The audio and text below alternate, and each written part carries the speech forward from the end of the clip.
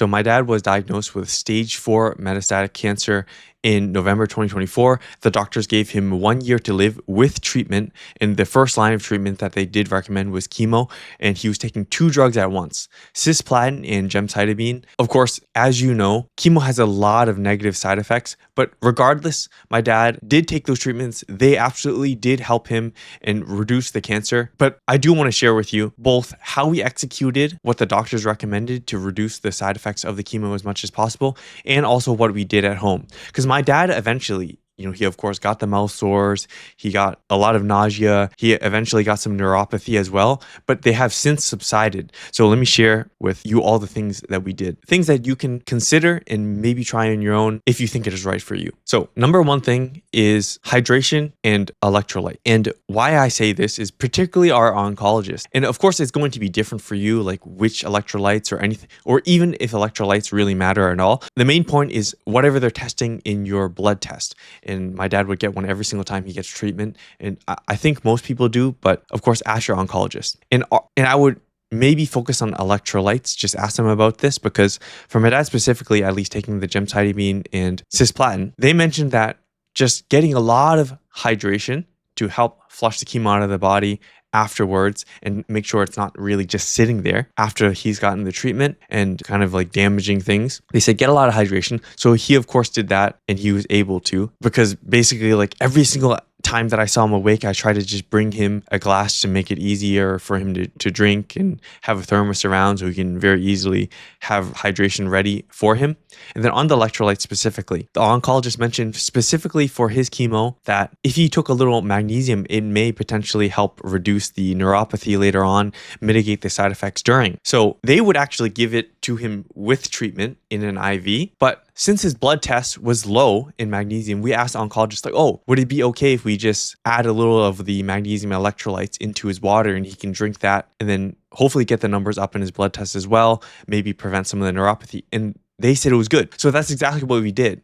And so point for you is that ask the oncologist, is there something like that you can do in your blood test, like a particular electrolyte to help with the neuropathy or any other side effect? And now number 2 is much more focused on the actual, like the site where they're injecting. So going beyond just nausea and neuropathy, a lot of times if they're injecting into your veins, right? And for my dad in particular, like his veins became like really damaged and hard, and they were like purple. Like it was almost like there was worms or like noodles under his skin. They weren't normal and soft. Like if you feel your arm is normal and soft. And I think you would experience this eventually, or you have experienced it already. What my dad found is very soothing, and I don't know if it really helped his veins recover or not, although his veins are fully recovered now. All those hard veins went away, and his body has rerouted and seemingly grown new veins now. And he hasn't had any issues with any blood draws or anything like that since he has been off the chemo. But 2 things that he did is at the actual hospital when he was getting his treatments, a lot of the times the nurse would, and my dad would also ask for it a lot, is give him a little heat pack to put in that area to just promote the circulation. And at least for my dad, he said just that heat sort of soothed the area. So that's one thing to try at the hospital. And then on top of that, at home, my dad would actually just get a warm water, a bucket of warm water, and he would soak his arms in it. And the idea behind that is to just get some circulation into the arm and then allow it to heal a little bit better, maybe clear up some of the debris that's done from the damage. Because essentially, like the blackness that you see is a blood clot, right? It's some form of clotting there. So if you do a little bit of like a warm water bath and you just put your arm in there, which is what my dad did, and it can help with that circulation there. And in general, the heat, again, can feel very soothing. And on top of that, my dad right now, even though he doesn't have any of that vein damage anymore, he still does in the shower. There's just a bucket. He'll fill it full of hot water and just sit there for a little while, like a sort of like a little hot tub. So it absolutely does help with your circulation. And in general, you can forget any of the health benefits. It may very well just simply be soothing for you, right? Or the person that you're caring for. And by the way, if you do want some more tips like this, even beyond chemo, essentially literally everything that I do with my dad, I have a community where I documented in videos my entire protocol, hours and hours of videos, which is what we do with my dad, both at home and in the doctor's office, to help his body be the most supported to take any treatments he has and just recover in general. On top of that, being a community there of course, I'm in there. Other people that are also trying their best to give care to the person with cancer and their family right now are in there. We can all share ideas and learn from each other to, again, best support the person in our family with cancer. So if that sounds helpful for you, it is just in the top link in the description. You can click there, again, completely free to join. But now let me get into the last 3 different things. 2 very tactical things that you can very well like try right now, and were the only thing helpful for my dad for nausea. And also one more thing that could potentially help reduce the side effects on treatment day itself. Considering it is actually okay for you, you should absolutely maybe seek some expert help here because it may be potentially dangerous. On the 2 tactical things, so number 3 is ginger tea. So my dad specifically,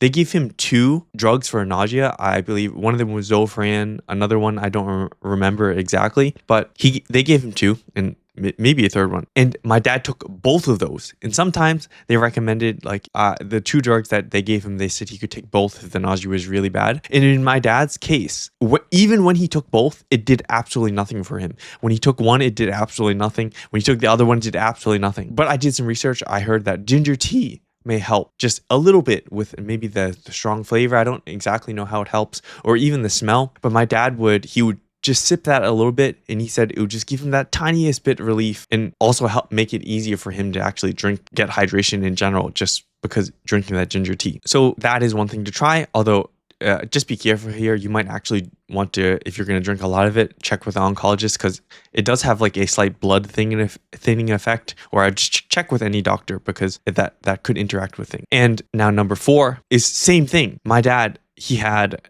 those drugs didn't work at all. So another thing that I thought of, like, oh, if this strong taste from the ginger may help, what if actually lemon helps? Like a little lemonade if he doesn't like that, right? So my dad also, sometimes if he wants to drink something colder or cooler, he would have a little lemonade, and that would, he said, helped his nausea as well. And on top of that, of course, he's getting some of that vitamin C, which may help him just have a little antioxidants. If you do some research on vitamin C, you'll know it's a little bit antioxidant, and also, of course, it helps your immune system, as you know. And the 5th one, so the one that I did mention, can be a little bit dangerous. So if you think about taking chemo, right? Ideally, the goal of the chemo is to kill the cancer. So you want the cancer to absorb as much as the chemo as possible, and the rest of your healthy cells to absorb as little of the chemo as possible. And this is just logical, right? Now, if that was the goal, what I had seen online from different researchers or different doctors that are more open to trying different things, and also something is fasting.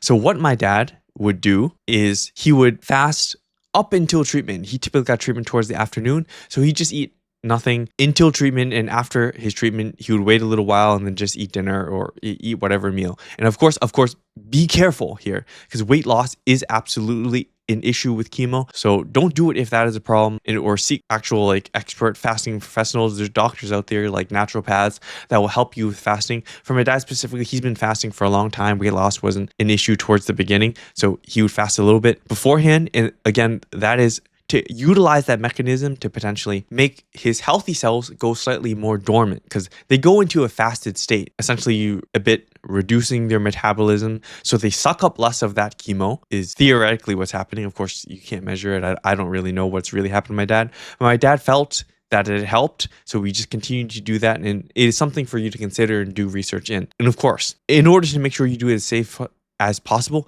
consider your situation. Make sure you work with an expert if you have no experience, and check with your oncologist if it was going to do no harm, of course. And make sure you always pay attention to their weight, and never go below what the oncologist says is not safe. The hydration, electrolytes, and generally looking at your lab tests and asking if there's anything you can do at home for your oncologist for the neuropathy and helping mitigate that, the lemon and ginger tea for that nausea, warm water for the actual like injection sites and generally promoting the circulation or just trying to stay warm in general. Then last is the fasting to just mitigate potentially the chemo side effects in general. Those are the things that really helped my dad. Now, if you found this video very helpful, YouTube also thinks this video will be most helpful for you to watch next. Alternatively, you can watch my latest video right here.